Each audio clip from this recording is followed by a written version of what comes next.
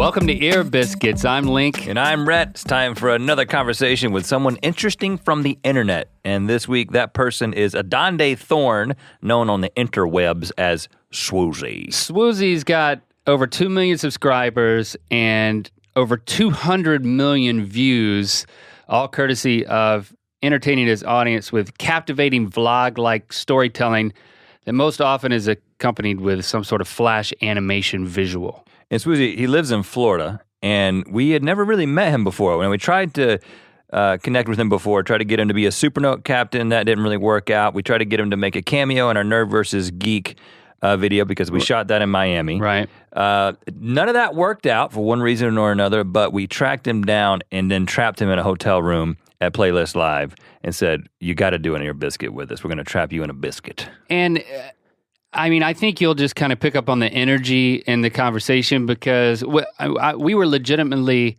excited to talk to Swoozie because we've been fascinated with his content. I mean, the fusion of vlogging plus animation plus comedic storytelling, but also he infuses kind of a moral or at least a positive message in so many of the videos. And when you put that with the subject matters that he covers, I would say in a lot of ways, we very much studied that and kind of questioned, is there something that we can do that's informed by Swoozie? I think that comes up in conversation. We told him that. Yeah, and it's almost like he has created this instructional guide for guys in relationships. So many of his videos focus on these relational concepts like being in the friend zone or how to speak female. Here's a recent example of one of his most popular videos called Textually Active. You know what's annoying? People who take hours to text back, especially when they're the ones that hit you up first like, hey, what's up? And then you text back like, nothing, chilling at Chipotle, what you up to? And they never text you back. The next person that starts a text conversation with me and just leaves me hanging mid-conversation is gonna get a Liu Kang bicycle kick 2D face. If you get busy, just say, in class, BRB, at work, BRB. Because if you leave me hanging, don't be looking all confused when I show up in my Mortal Kombat cosplay, because we about to fight for real, because I'm a thug. So Swoozie pulls from his own personal experiences and makes them into his entertaining vlogs. I mean, but I found myself thinking this even when we were talking to him. Oh, that story can't be true. It's just that's crazy or sensational or whatever. But when you hear the stories, one, it's so entertaining you don't care. But I think the thing that I discover is that they are true. This is just, you be the judge of it on this Ear Biscuit because he shares some of those stories, but I think he's just the type of guy that has experiences that are storytellable, and then he has the skill to do it. Here's another example. A video called My Girlfriend's Boyfriend. But yeah, me and my girlfriend were doing this long distance thing for about a year, and then one day she calls me up and she's like, we hired this new guy at my restaurant named Tim. Oh my god, he's such an idiot. He thinks he's so cool because he has a police record. A week later we're on the phone, we're talking again, and she's like, Tim found out I was a virgin, and he's been saying all this really sexual nasty stuff to me, and he was saying how he'd have me trembling when he was done with me. And I'm like, oh yeah? Put him on the phone. Okay, so we really enjoyed our conversation with Swoozie, and for a guy who makes a living talking, I was excited that he conveyed to us that he ended up talking about some things that he has never spoken about before.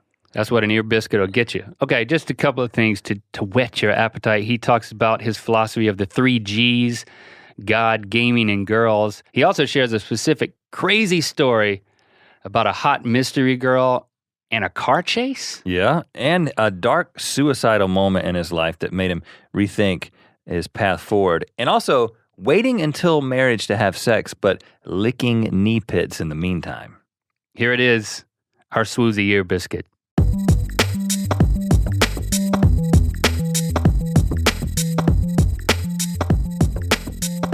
One of your recent videos was about your ex-girlfriend. The big X or the little X? The big X. Big Okay, X. yes, Crazy yes. X Oh, is cray. Yeah. So it's called My Crazy Ex, right? Yes, that one.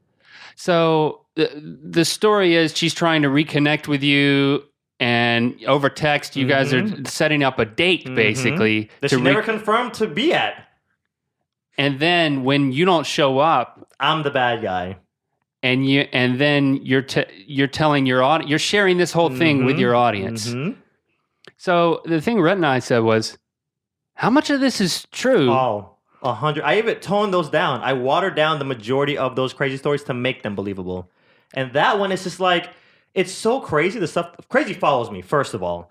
But with that particular story, it's just like, I literally was looking at my phone like, how do I find these people to like just, okay, hey, you want to hang out today? I'm like, yeah. Do you want to hang out at 4? And then I never hear anything back. And then at 4:05, they hit me up like going crazy because I'm not where I can't get mad at you for not showing up because you never confirmed. The same way you can't get mad at me for not showing up. So yeah, she sent me an email a little bit later saying, you know what? I forgive you for not showing up. And I'm like, are you kidding me? But my question is, did she then send another email once she saw the video? No, she said she stopped watching my videos. Okay. But what I also find funny is she also said, I gave you permission to start talking about me in your videos. So I think she went to my channel at one point and saw that I was talking about all these other girls and was like, I've been through so much with him and he never talks about me. So she hit me up saying I could talk about her, but she says now she refuses to watch my videos. Okay. Because that was the thing I was thinking. Which is good for you. It works out. Yeah, I mean, you're able to you've got all this material from the stuff that happens in your life. But when people see the videos that they're being talked about yeah, right. So that gets a little awkward. There's one where I talk about the friend zone. And as guys, sometimes we know, other times we don't know. And there's sometimes we don't want to know. But there was this girl who kept inviting me to her house like to spend the night. And it was a coworker. And I'm just like, okay, well, is she expecting me to make a move? So I talked about it in a video. I'm like, yo, I go to this girl's house at like 12 o'clock. I get there. It's almost a booty call if you think about it. And then I would never make a move. Like she has a small little bed the size of a couch. And we're both pressed up against each other. And I never make a move. So I make the video. Yeah. And so this happened. This is real life right now. She'd close the door, lock it. And there's like, she has these big old drapes over the window. So no light is entering the room. Pitch black. And we're like literally pressed up against each other, and her bed is against the wall. So I'm against the wall and her. That's it. And this happened 3 weekends in a row. And she sandwiched you against the wall. Yes. And sounds like she made the move. But you're just sleeping. That's it. I mean, I'm like, do I make a move? Because I don't want to make a move and say, oh, lights are on. This is shutting down production, I didn't want it to be like that because we've always been cool friends. Never any kind of indication. There was no like holding hands or kissing. No cuddling, no nothing. And she says, you want to spend the night. Yes. And so you literally just sleep in her bed with her. And it's a 55-minute drive. And she knows it's one way. Okay?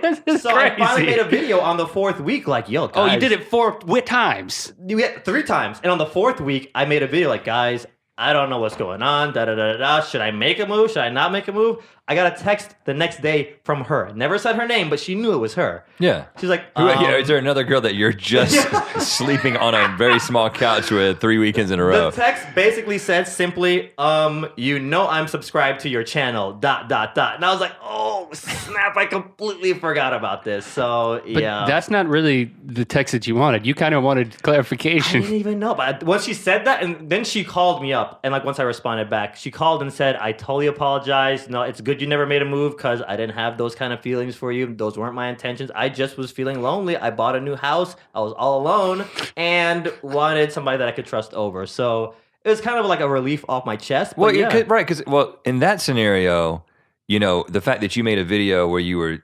legitimately lost as to what you should do, she sees it and then it furthers the conversation, right? So mission accomplished. Correct. But you've got to have some examples of success. Well, hold on. Before we move to another story, I'm not done with this story. Okay, all right. Because, I now understand what you said was I have to tone down my stories because you wouldn't believe the full truth. Correct. Because It gets really crazy. I have a hard time believing the story you just told because I can't imagine that happening in like a human universe. I say no to a lot of opportunities that they make movies about. But why did she...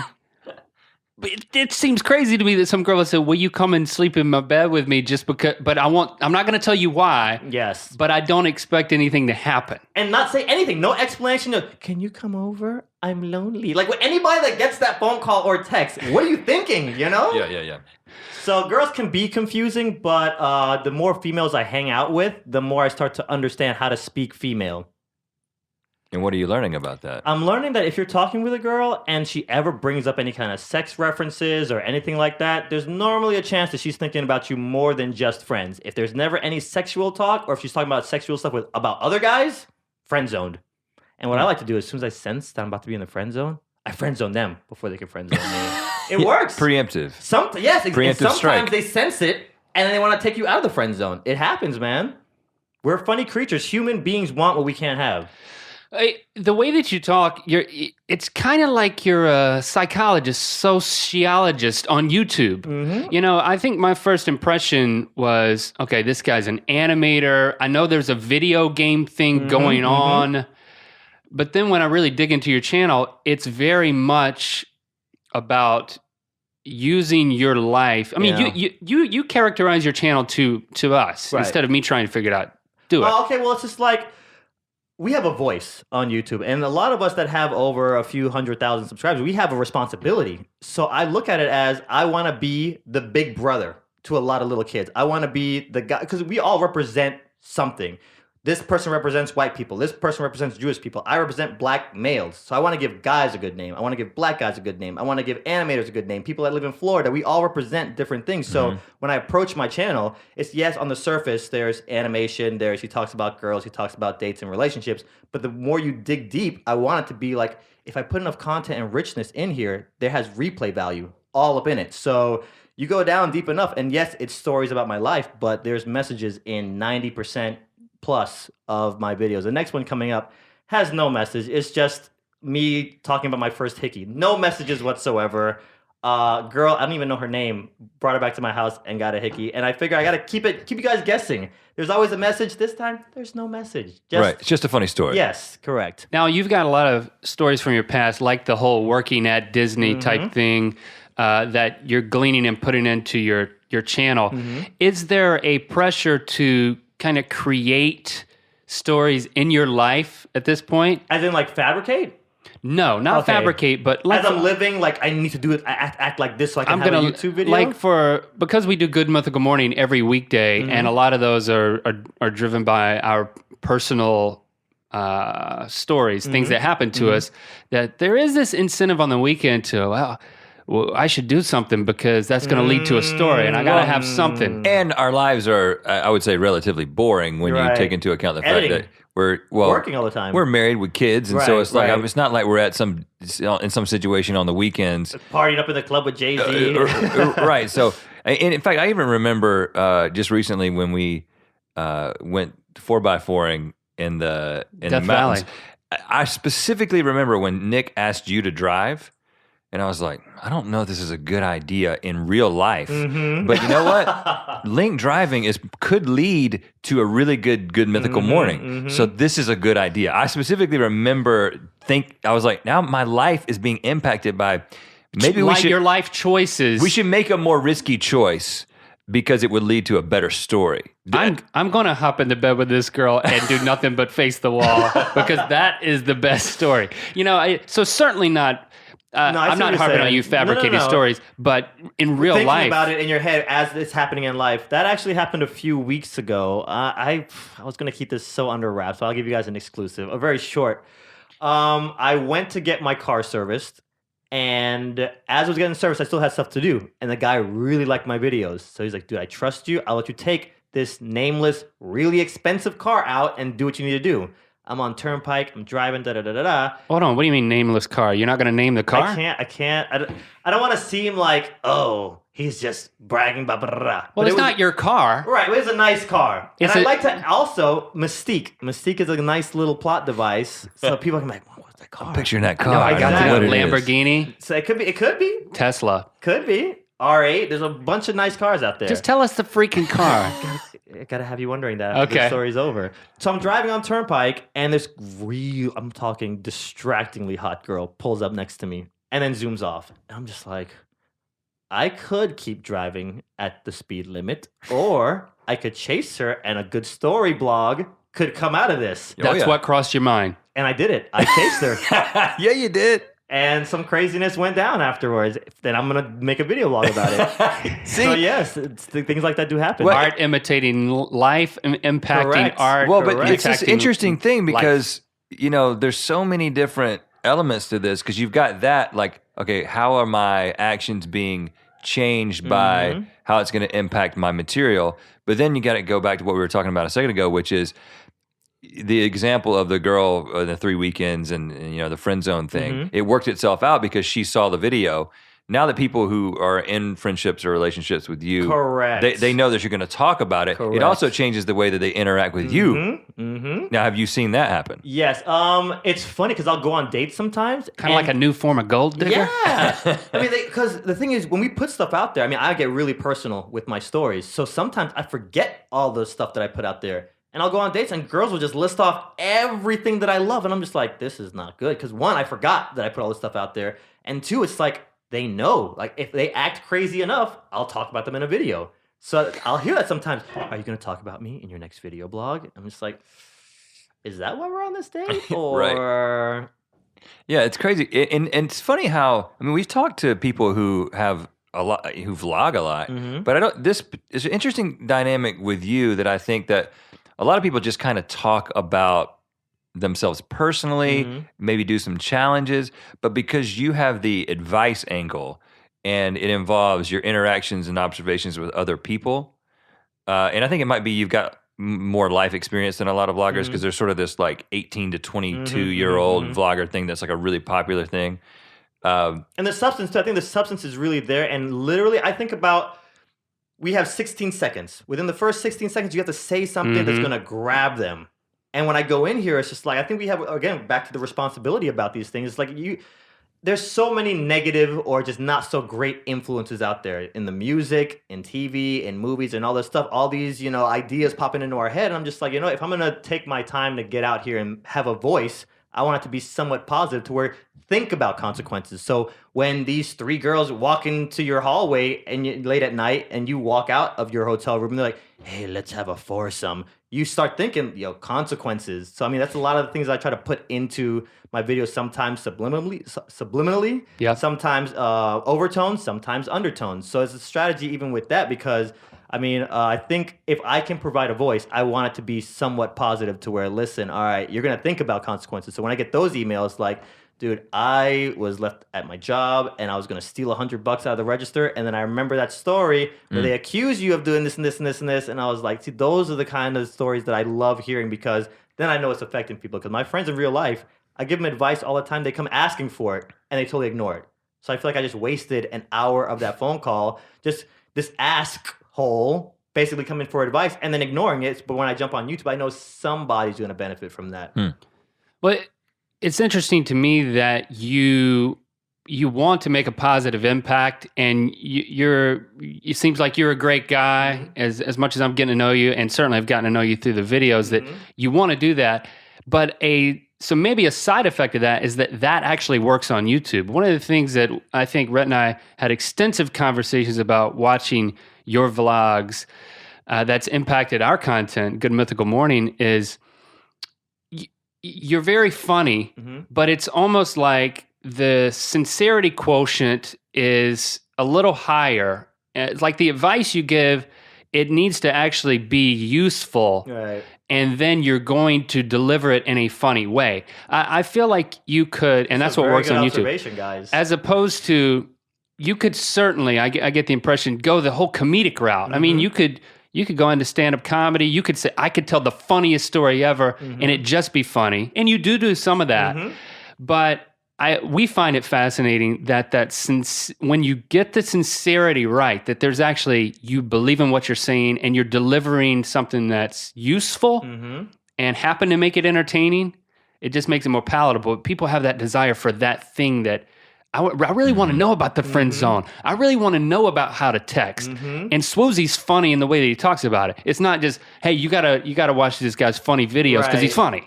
Well, first, thank you guys for making that observation, because literally, like, I try so hard to keep it invisible, but at the same time in the foreground. And I wonder so many like hours I'm spending crafting this whole thing. Like, are they getting it? Like, will people see what's really going on? Like on layer 4. So to hear you say that, like, that makes. It's like such a reward to hear you say what you just said.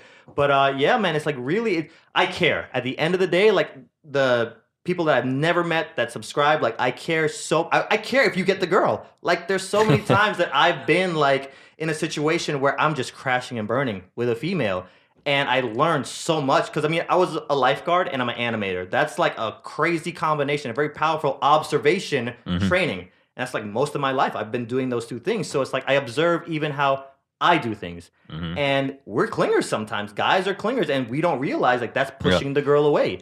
So I want you to get the girl. I want the girl to get the guy. I want you to be as successful in life in general. So when I'm telling you these things, it's like I literally am trying to affect your life. It's not just, ha ha ha ha, that's great, because I've had a YouTube video turn my life around, turn my day around to where I was like really crappy mood, watch a video, laugh, that feeling in my chest. I want to give that to the viewer. But it also works better on YouTube that it is useful and not just funny. Correct. So we've observed that. And then when you say, I want the guy to get the girl kind of thing, I also get the impression that you're saying, I want the guy to get laid. I don't think that's what you're saying. No. It's you want to, you're kind of giving relationship advice. Yes. You want them to have a successful relationship. Long term, you're talking about consequences. You're talking about, Because you look at it like this. Dr. Phil type stuff here. Let's pretend the three of us just run down this hall, and for whatever reason, we have to call 911.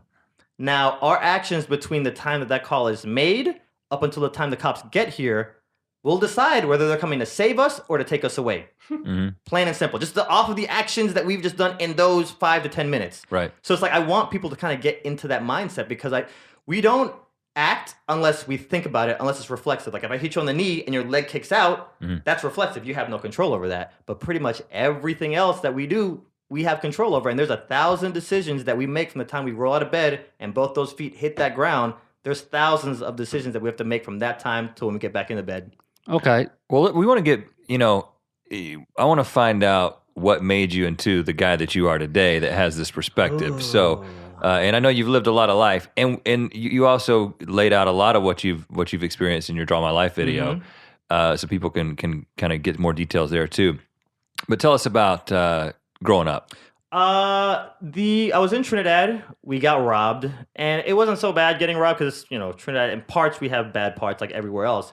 But it was just, people jumping our fence and picking our mangoes, off the tree. But then when I'm waking up in the middle of the night and seeing random strangers going through my drawers, that's when we had to leave the island.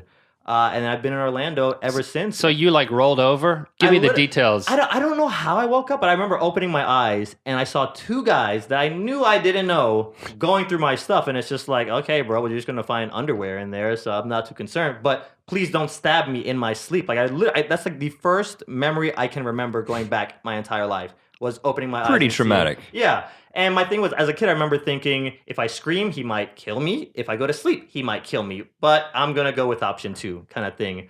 I don't know how much that's affected me. You played possum. Yeah, pretty much. I think that made me a little paranoid because now, I honestly, when I buy a TV, I chop up that box into little pieces because I don't want it to sit by the end of my road because all my neighbors now know that I have a 42-inch Samsung in my house. So that might be a long-term effect, but I think what's really gotten me into the person that I am today was I think a lot. Like when I'm in the shower, when I'm on long road trips, I think it's something's always going on up there. And girls like to hurt me, people like to take advantage of me. And it's just like, I really wish there was some way to stop this. Like, can I at least pull it back to where it doesn't hurt as bad? Like, can I be colder? Like, what can I do? So I remember there's this point in life, I just wanted to end it all. And I think it was some girl, my first girl, love at first sight. I made a video about this, suicidal thoughts. And I remember getting so heartbroken when was this? I was 18. Okay. So real head over heels in love with this girl. And she was like, you know what? I'm tired of you. By the way, I've been dating Hector for the last month. Hector. Devastated.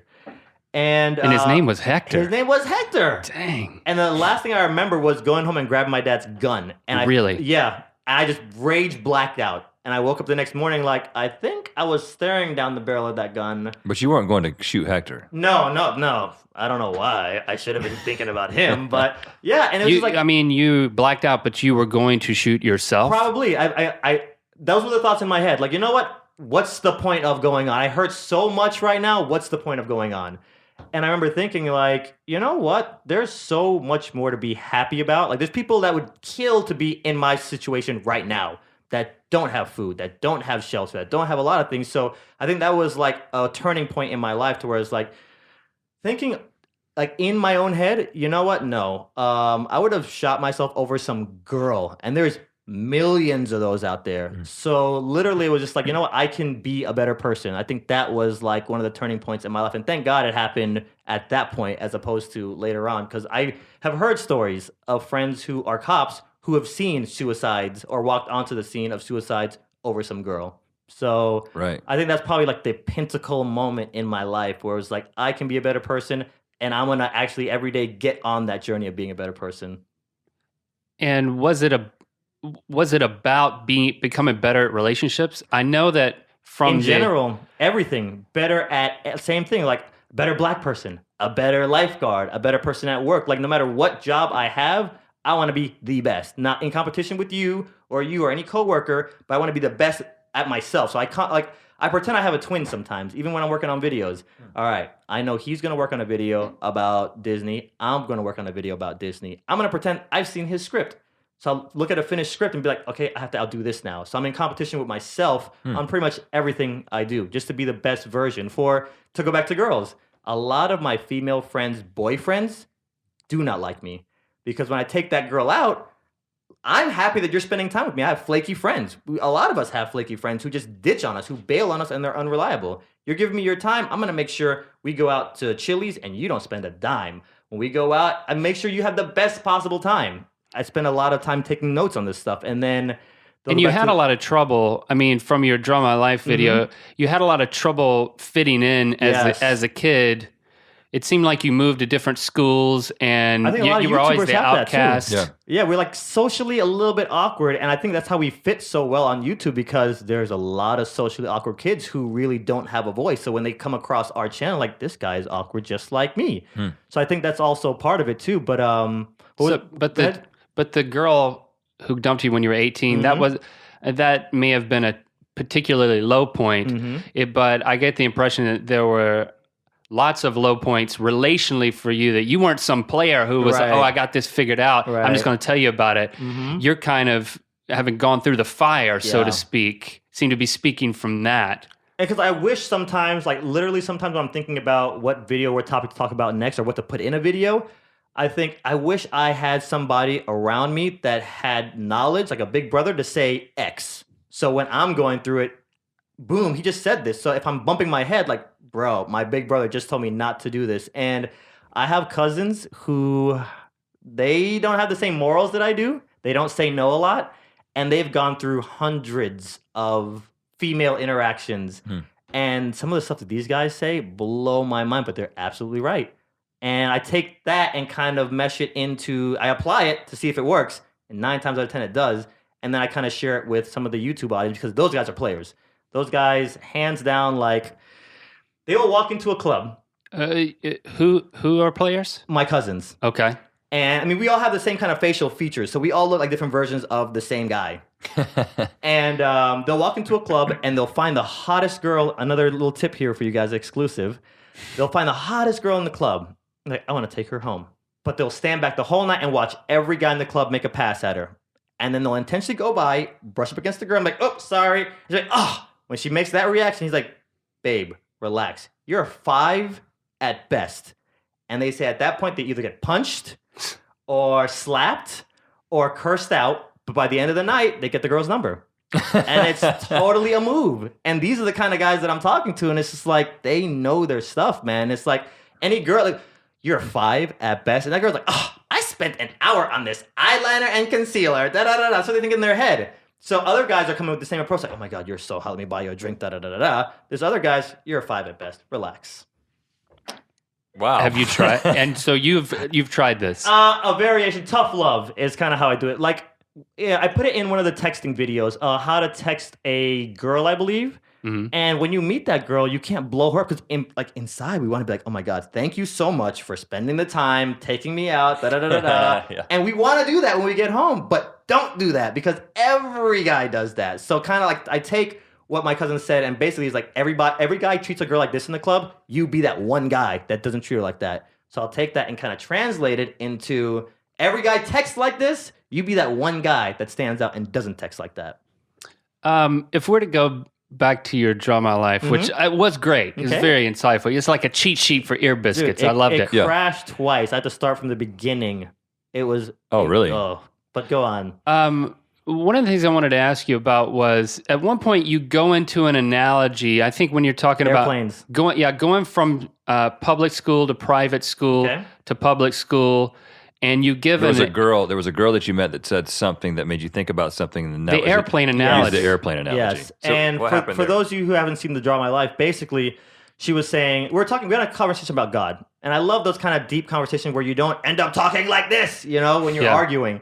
And she was like, "There's no reason that an airplane should fly, but you make this rule, and you make this rule, and you make this rule, and then the impossible happens. Like you curve the wing here, and you curve this metal here, because it's like 2 tons of like weight flying through the air at 500 miles an hour."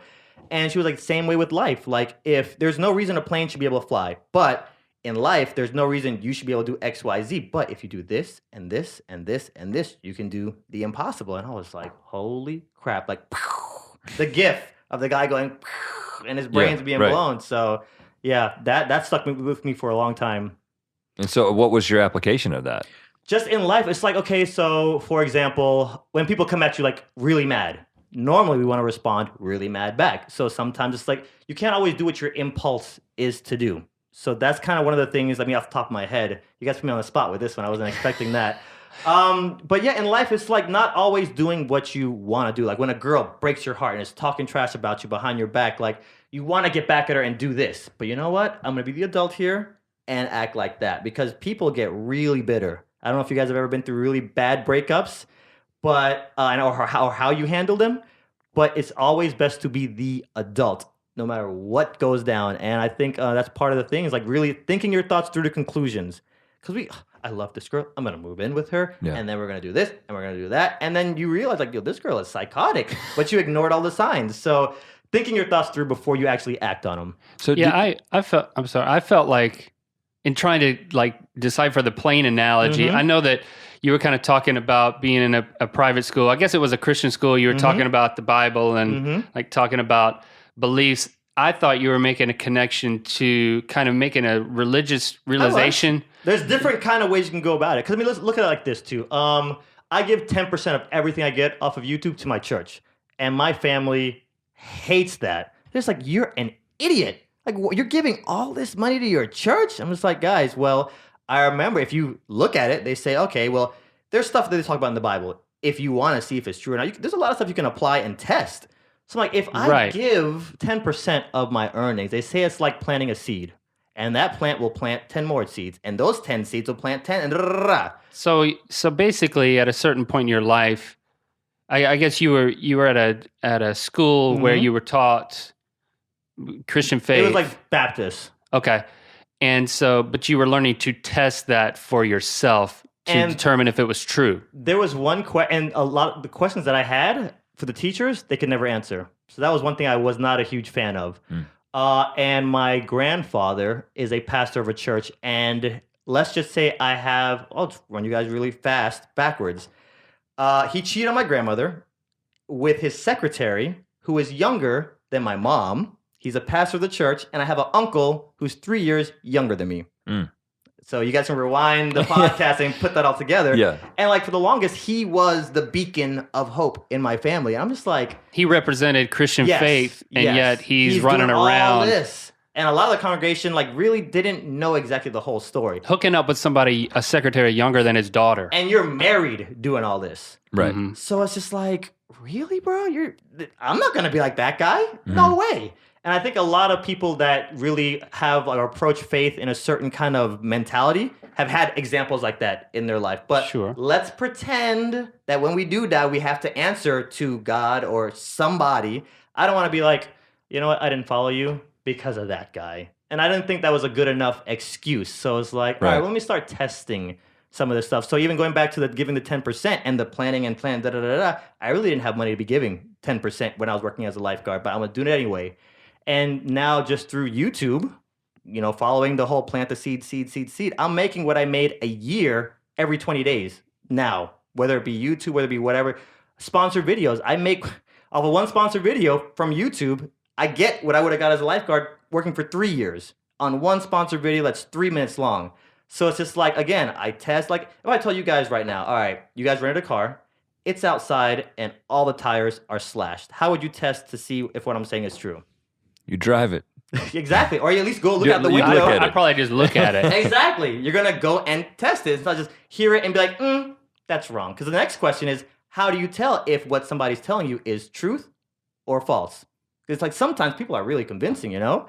But we can't just go off of, you know what, I think Hondas are crap. I'm not going to drive them. Let me go give it a test drive. That's kind of how I approach things, not just, that Honda's crap, I'm done kind of thing. Even though, you know, there's plenty of examples of how we can look at things like, I don't even want to go, I'll stop there because you guys will get me on a rant and I won't be able to stop, but go on. You can rant. No, it's just, I've always been the kind of person that I want to test. I want to see if what's going on is true because we have to answer for our actions. We have to answer for the things we say and sometimes what we think. So what we think normally translates to how we act and, you know, things along those lines. So I just want to make sure to be the best possible version of myself that I possibly can be. And I can challenge at least people through my videos to do that or be that. I find it interesting that the test for your faith in the face of what happened with your grandfather was a financial test. That's one of many. One of many? Okay. So, I mean, it's just like, because at the same time, too, if you look at the good book, there are guys who are like trying to do right and they're having really crappy lives. And it's just like, I shouldn't have to test this to be like, all right, if I have a good life, I'm doing it right. If I have a bad life, I'm doing it wrong. There should be something in there to where it's almost like if my hand is like rotting, like gangrene and everything, but I'm telling Rhett and Link, like, guys, my arm is fine. You guys can look at my arm and be like, yo, your arm is not okay, bro. I could smell it. You know, so it's kind of like applying things like that to my life to where, yes, bad things are going to happen to me. My mom's going to die. My dad's going to die. No matter how good of a person I am, bad things are going to happen. So not use that as my scale, but at the same time, if I do good things will come back to me in kind of like a weird karma, but, you know, circle of life, Lion King reference kind of thing. Well, it seems like you are very much, you value experience. Yes. Because when you say test, you're what you're really saying is like trying something. You know, you implement something, and you see if it works, and you do that in your life. And then when it works but it moves beyond things like, you know, morality, but it moves into the mechanics of dating, right? You know, the mechanics of friendships and relationships, and then you try something, you learn something, and then you turn it around and put it back into a video. I don't know if there's a question there. It's really just an observation. It's something that's kind of coming together right now. I just find it interesting that you're so focused on the experience, and then you bring that to YouTube. And I really honestly cannot think of someone else who's doing it in the same way. And I was actually looking at that too. Like before I started out on the YouTube thing, my 3G network, God, gaming, and girls. So if you look at all my videos, they all touch on at least one or all three of those topics. So I wanted to make sure I stayed on path to where if I do one day blow up and have a lot of money and, you know, people working for me, I still have that kind of 3G network to kind of keep me balanced, because at the same time, I don't want to be all over the place. But at the same time too, like even with you guys, we get pressured we get a viral video. People want to see that all the time. So it's just kind of like, I looked at it as give the people what they want to see, whether they know they want to see it or not. And a lot of times it's a lot of reading of the comments, a lot of listening to what people say, how do they react to certain videos. And my dad told me when I had about 10,000 subscribers, he was just like, which kind of videos do people react to the most? And I told him my story ones. So he's like, okay, well, keep doing that. And his other thing that he was saying too was get the female demographic. No matter what you do, get the females, because when you walk into a girl's room and her room is covered from head to toe in One Direction and Justin Bieber, that's normal. But you're not going to find a lot of 13-year-old guys with their room covered from head to toe in any kind of thing. They're very fanatical. So he's like, get those girls and talk about stories, and that's your perfect storm right there. This is your dad giving you advice. And the thing was, he was the biggest hater out of everybody around me. He was like, it's not going to work. Da-da-da-da. Anything I wanted to do throughout my entire life, he was the one that was like, what do you want to do? Oh, you want to be a screenwriter? Not going to work. You have to go to school for like 16 years to do that. Anything. And he'd constantly ask. And I was like, that whole idea, don't let somebody else tell you what you can and can't do, because I started hearing his voice as my internal dialogue. Like, I want to, but yeah, I can't. And it was like, no, I'm not going to let them put their limitations on me. I know what my limitations are. I'm going to try to exceed all of them. So now, I mean, I'm making more than both my parents combined from my bedroom. They have to wake up at 6 o'clock every morning, and they're probably going to hear this podcast. So But yeah, and that's the situation where it's at right now. I mean, and people through my life have been like hating on me. And the friends and family, those are the ones that were not really the biggest supporters, but they've slowly started to come around now. So do you have a gaming channel though? Yes, with Okay. Michelle Fawn. I had 30,000 subscribers. I met Michelle Fawn through a mutual friend, and she loves video games, but she can never really talk about it on her beauty channel. Right. So we met at a party one time in LA. And This is way back this too. is 2010.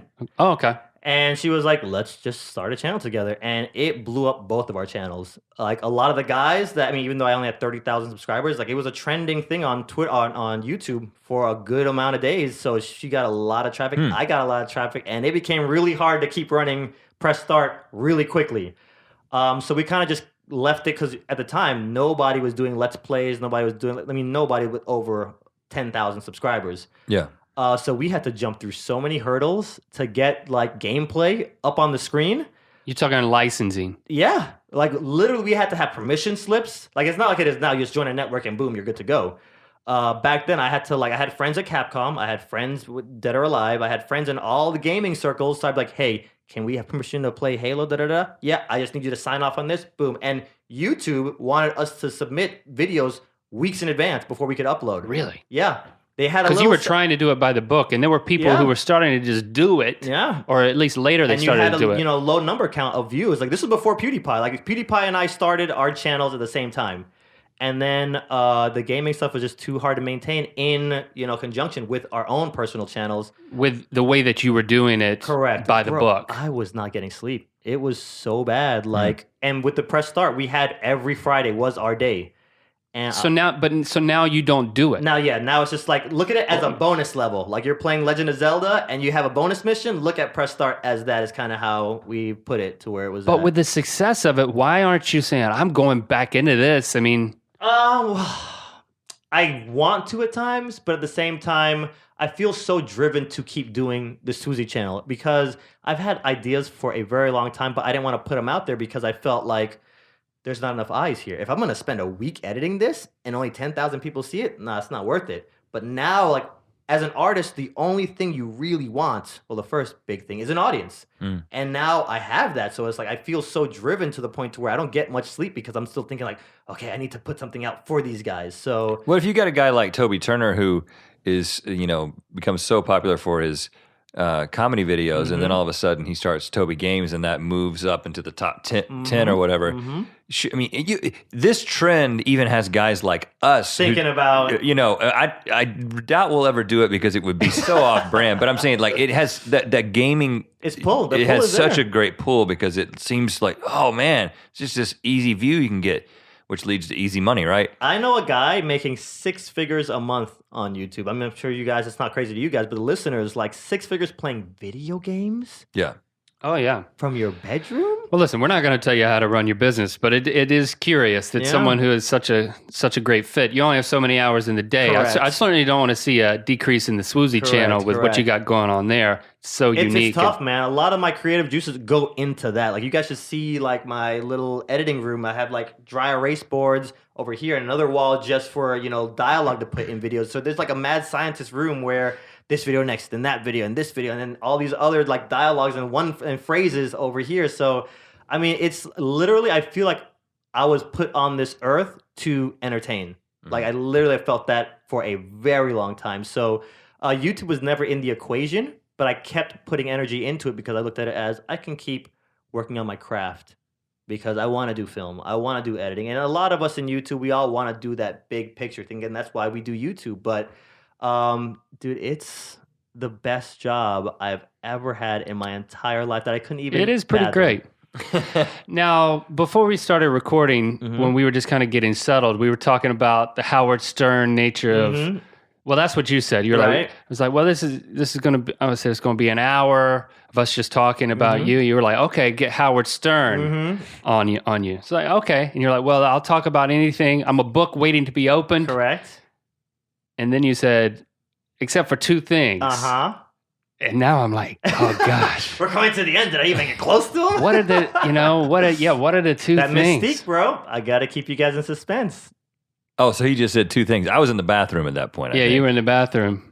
It's funny. I remember Give me half of one thing, because I'm saying, okay, we got a little bit on religion, we got a lot on relationships, and then what's the other one? Politics. I don't honestly, bro. I don't follow too much politics. Okay, so it's not that. I mean, we can play the guessing game, but Right. we can just get real. We can get real. The thing too is, I remember one time, just to quickly touch on what you were talking about, sex ed class in 5th grade. The teacher walks in. He was like, "There's one question that somebody's gonna ask in here. I'm wondering who it's gonna be." Okay, so this is a penis, and here's what's gonna happen. And I'm just like, "Holy crap! What's that one question?" So we're in the class for like 30 minutes, and then I'm like, "Is he gonna even tell us if we ask that question?" And some kid was like, "So I have a question, teacher. How do you make twins?" And he answers the question, and he goes, "By the way, that was the question." What? And I was like, awesome. It sucks that it wasn't me, but I'm so happy now that I know. But And actually, that's not a great question, because I really don't And it care blew how to my make mind. I was like, twins how did You he do it know? twice. in close proximity. I've always wanted to be a twin. I don't know about you guys. Well, I so much so that you've created an imaginary twin that you compete saw that against. video. Okay, very I good. will say, in biology class, we had a substitute one day, and I just thought it would be better to ask the substitute because she wouldn't be back the next day. And she was subbing in biology, so she should I know love a little that mindset, something. by the way. Right? It's like I don't have accountability. I don't have to ask this awkward question and then see this woman What the rest class of the was this? year. Miss Lee, It was biology. Vicky Lee's Biology. class? Miss Lee was out. Woman comes in. You guys are the same class? Oh, yeah. We've known each other since I know that. Yeah. Since like little. Yeah. I don't know if you remember me asking the question, but I asked, "Do you?" And you can read what you want into this question. But my question to her was, "Do you have a set amount of sperm, or are you constantly producing sperm?" And I don't mean you, teacher, who's a female. I mean me. Like, does a man have a set number of sperm, or is he? And what'd she say? You asked this in front of the whole class? Yeah, and she said, I can't believe I don't This is a remember public this. school, right? I don't. Yeah, I don't think. I don't think she knew. You're afraid you're going to run out. Yeah, I was afraid that I need was to make going some changes. I was afraid that I was going to run out before I got, To that point. To Mm. go time. yeah. Then when it really counted. And she was like, I think you're get back to constantly you." producing it. Mm-hmm. But I was just so concerned that I had to ask. Have you guys ever had a distractingly hot teacher? Oh, yeah. Yes. What did you get Kelly in that class? Smith, freshman English. As freshman in high school or freshman in college? High High school. Oh, you know the lady she's talking So I was in the same class. Oh, like what did you guys get in that class, grade-wise? I got Hey. a boner in that class. A? You got a B for boner? and that's not that distracting. I mean, I had a teacher one time. I failed because every time I was emailing her. Dude, I wanted to impress, man, because that was my application. My application nice. was... She loves English. I love English. It's like, Nice. I'm going to make her think I am the smartest kid in here. Oh man! So I opened up. I think I'm not. We kind of changed the subject a little bit. Mm-hmm. I opened up a little bit. I asked an awkward question in biology class, which I just told you. Mm-hmm. You need me to open up? For all you know, I might not have two things. Oh, you might just invent that. I might have just said it. You're just toying with my You brain. never know. Please bro. tell me it's layers, no. bro. Layers. Let me ask it this way. Okay. Your charisma is infectious. Thanks, man. You are a gifted entertainer. I can see this. I'm Thank buttering you. you up here. Okay. But all of this is true. There's, everyone in their life goes through the dark times, and are formed by that. I know that relationally there's those things. Is there something else there formative that... As in like a negative kind of thing? Yeah. Yeah. Okay, well, I never drank ever up until like 2 years ago. Okay. And the battle for me a lot of times is, all right, I try to be a good person, but at the same time, I don't want to live my life like trying to ride this straight line to where I miss out on everything. And I remember the first time that I drank, I have never been drunk. That I'm not trying to get to. Hugging a toilet and vomiting all night, not trying to get there. Is this going along the lines of what you were just asking me? Sure. Yeah. I'm hooked. Yes. I'm hooked. And we're at gaming convention. Yeah. I think it might have been PAX or something like that. And then afterwards, there was this really cute Guitar Hero Asian girl, and she was just like, I'm going to buy you a shot. And I just said, yes. And I don't know why, like literally the needle scratched on the club and everybody turned around like, what? Like 5 shots just showed up on my in my table. And I'm like, I'm going to take 3 of these and then I'm done. And I took those shots and I was sitting there like, why do people keep talking about drinking? Like this is disgusting. One, I feel like I just drank death. And it's really not a big deal. So then my boy was like, all right, are you ready to go? And I go, yes. And the whole room said, and then every girl in that bar looked like a supermodel. And I'm like, get me the heck out of here right now. And I drink on special occasions. And then usually I stop at 3 shots. And the drink is normally Patron that I mess with. This is information I've never put out there, guys, by the way. Yeah. But you turn the page and you wanted to know. And sometimes I wonder, like last night, there was a party here. Mm-hmm. And I didn't drink a drop. And I was really bored. And I'm like, is this because I wasn't having a good time? Or is it because I didn't have a drop of alcohol? So things like that, I really try to like analyze now. But at the same time, too, like in the Christian faith, you're not supposed to touch alcohol. Well, you said Baptist, right? Yes. I think specifically Baptist. Okay. There's this Stigma with the whole... You can't drink at Right. all. Like we went to a Baptist church at a young age, and then kind of switched out of that. But that was something that we saw was a difference in like the Baptist. So I mean, would you? You said that you had the 3 G's, God being the first one. So you seem to be a devout Christian. I don't want to end up like my grandfather. I mean, I'm sure it wasn't like one day he was awesome and the next day he's sleeping with multiple girls. I'm sure it was this gradual kind of progression into that. So I try to make sure to pay attention to a lot of my actions and things that I do, because when I tell you guys a story, it can get interpreted a bunch of different ways. So I really try to, kind of bottleneck it to where a good storyteller can control the audience. If he wants you to not like a character, boom. If he wants you to like a character, boom. So I even try to put that in a lot of the things I talk about. But at the same time, I want you guys to get the real me. And with 2 million subscribers, you're going to have some people that you offend when you talk about alcohol or when you talk about all these different topics. Or I made out with a girl and I didn't even know her name. You're going to, you're a bad influence for my kids and da-da-da-da-da. But at the same time, too, you can't keep coming at them, just knocking on their door. Hey, let's talk about this. You can't come at them the same way. This is 2014. So essentially, I'm really trying to get to your kids and give them a positive message, but not the same way they've got it 100 times before. So right now, I'm really thinking about just even my own actions, even up until this day. Like me drinking, okay, well, there's about 100 people at that party. They probably saw me, this and this and this, that and that and that. So right now, I really try to make sure that my actions line up with my words. So there's never a gradual kind of thing that goes into that. And I will also say on this podcast is, I think I have a really addictive personality. So the things that I like, I do a lot. Right. And I know me, so that's why I normally only stick to Patron, because I hate that stuff. If I found an alcohol that I liked, I'd be in trouble. Let me tell you guys that right now. So with video games, I think even with editing, I can spend 18 hours editing because I have an addictive personality. I get into this and do it. You got to get lost in it. Correct. When you're trying to juxtapose or have this, you've got God as a priority, you got girls as a priority, and you want to be an influence, but yet, when you're talking about these two worlds, there seems to be a clash of worlds there. Correct. You're talking about, well, I want to be very devout, but I want to get the girl. So how did I get? Is that where you end up sleeping with a girl and literally just sleeping with her? I've never had sex. I'm a virgin, so that's another thing too. Waiting for marriage, and that often, I think my friends tell me this is why the girls. Do your fans already know that? Yes, and I think a lot of my friends tell me that girls end up cheating on me is because we're getting all romantical. Da da da da. I always work them up, and then they run off with this other guy because they're all wound up and they need to get their fix, because most of the girls I get with aren't virgins. So now they know what they're missing. And what I find very interesting is after they get with the next guy and we're done, they come crawling back like, okay. Because the thing is, in foreplay, there's so...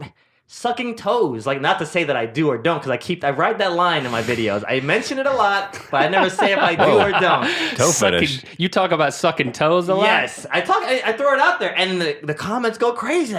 Do you or don't you suck toes? But I throw it out there, and say knee pits. I never said that. This is a really good podcast, guys. Let me tell you, this is probably the best podcast / interview I've had ever. That's a great endorsement. The knee pit, all right? Oh, yeah, you like the knee pit. Here's the knee, and the part behind the knee is the knee pit. When you lick that, guys, there's some girls that will go crazy, but there's so many guys that are so anxious to just finish the fight, get to that, that end point, game time. Another pit. Right. That they miss that whole, there's so many floors to foreplay that they miss.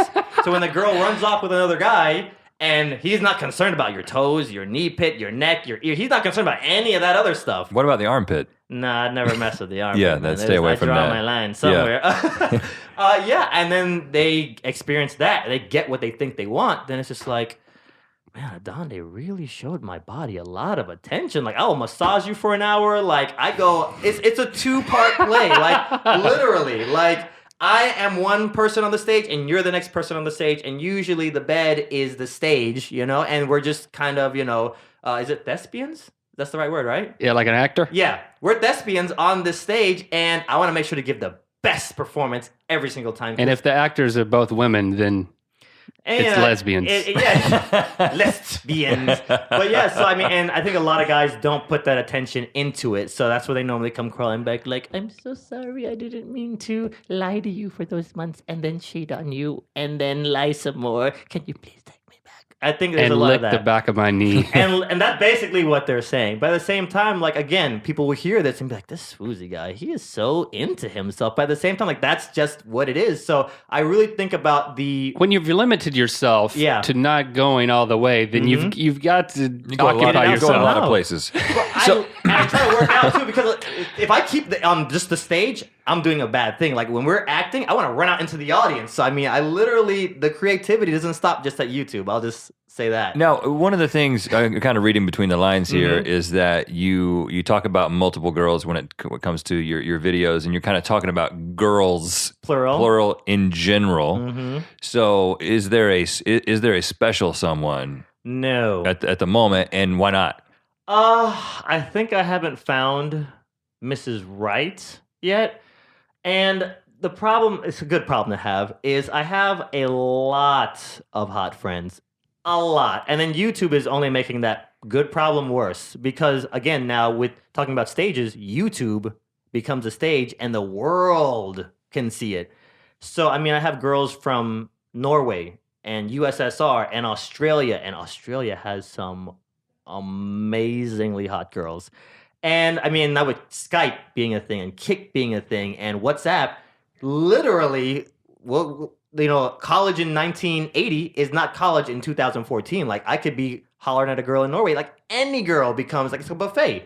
So, not to say that that's how I kind of look at it, but girls approach you when you're on YouTube. And they send you pictures. They ask, because they know what I'm about on YouTube. They ask, like, hey, what kind of pictures can I send you? And especially now with, Snapchat being what it is, they know that I try to run the straight arrow. So they ask, like, can I send you some maybe MA or NC-17? I'm like, let's keep them PG-13, because you just never know. Like, one of my biggest fears, gosh, you guys are getting so much out of me right now. One of my biggest fears, but I'm going to let you know this, I'm putting it out there because I'm aware of it, is that there's going to be a underground YouTube channel who gets girls, casts them, and then it goes after YouTubers and then exposes the entire process. We should produce this channel. You can have it, bro. It sounds kind of sleazy. Can you explain it? We'll produce it under our underground brand. So what will they do? On the dark web. So we'll have a girl, and she'll be like a 10. And I'll be like, okay, who's our topic here? We got to knock out 10 YouTubers. We got to knock them out fast because they're going to talk.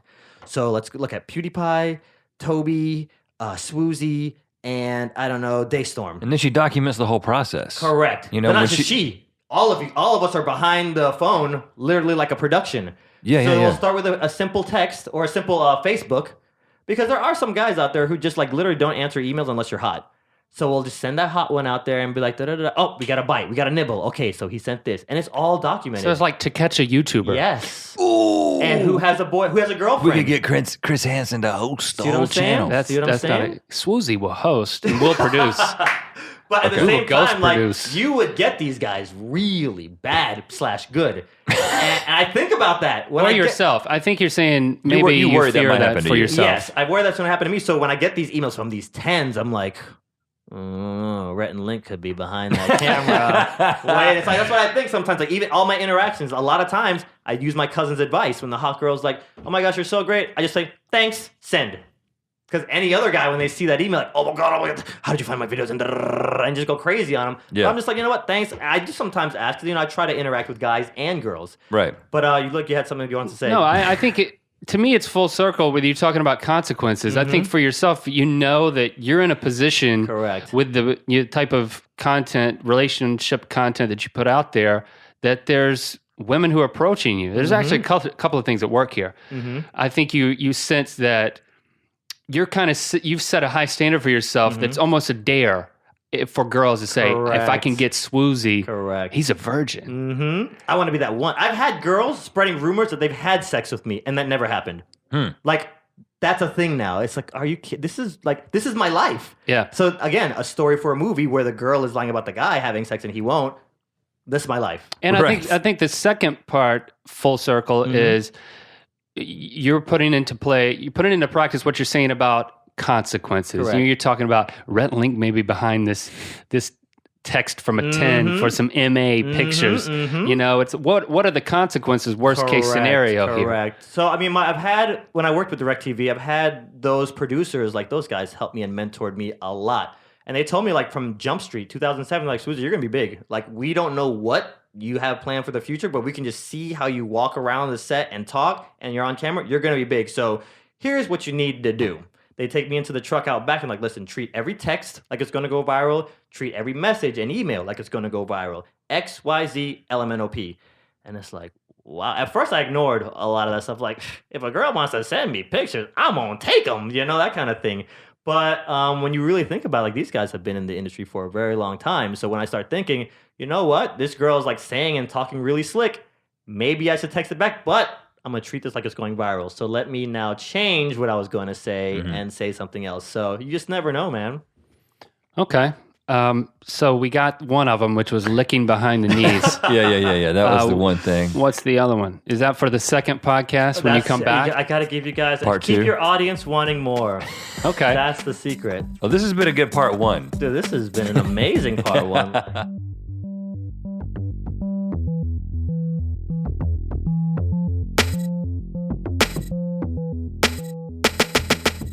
That was it. The Swoozie ear biscuit. He's full of advice. This is what he does on the internet. Well, he's a philosophical guy. Yeah, he's got this. The way that he talks about things is, well, okay, let me tell you the way that I see it, or the way I've always thought of it, or here's an analogy to explain that, or here is a little 3G little acronym that I've come up with for my life philosophy. I would say he's got like the motivational speaker gene. Yes. Right. I could definitely see him doing that. He talks about that whole fearing the development of a show called To Catch a YouTuber. I think he should be thinking more, even formatting more. He's basically the Dear Abby of YouTube. He could do something even more in that format. He didn't ask me. But the producer in me is like, okay, this whole ability to encapsulate things in terms of comedic but meaningful advice, I think that can be formatted even further, Swoozie, if you're listening to your own ear biscuit. He is listening to his own ear biscuit, but I think it's working pretty well for him. Yeah. First of all, one interesting dynamic, as we discussed thoroughly, that might affect this whole Dear Abby plan is the fact that most of everything that he has a lesson about comes from a specific experience. So there's this dynamic, and we experience this too. It's one of the reasons that on Good Mythical Morning, we don't always tell personal stories because you run out of them. That's why we start going to articles and lists and other things. Or like we said, you adopt a lifestyle of creating experiences for the sake of the story. Right. I was told a few years ago by a friend of mine I think we were going on a trip to make videos, and he said, don't forget, it's always better to have a good story than a good time. And he was right. If you're an entertainer, I guess. Yeah, well, and we talk about that all the time if we're going to do something and we begin to contemplate making a stupid decision about something. Like, should we rent these scooters? Will we possibly die?